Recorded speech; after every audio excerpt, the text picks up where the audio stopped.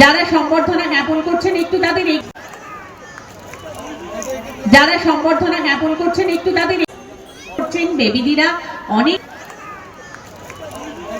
যারা সম্বর্ধনা জ্ঞাপন করছেন একটু তাদের আপনারা বলছেন যে বন্দুক উপহার দিয়েছে।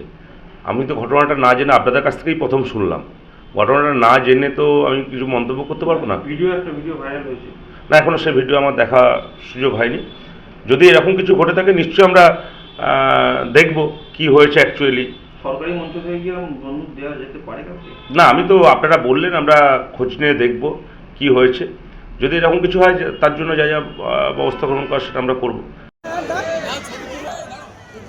প্লিজ প্রিন্স করছেন বেবিদিরা অনেক যারা সম্বর্ধনা জ্ঞাপন করছেন একটু তাদের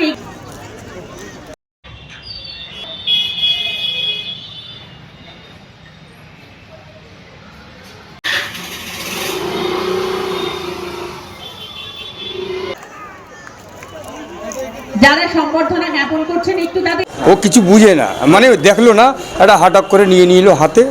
ওটা ওনার ওইটাই ভুল, আর কোনো ভুল নেই। হ্যাঁ, উনি ভাবলো খেলনা আছে, ওনাকে গিফট দিচ্ছে, উনি গিফট ভেবে হাতে নিয়ে নিল। উনি পরে দেখেছে, উনি নিজেই বললো কি এটা ঠিক নেই, এটি বলছে।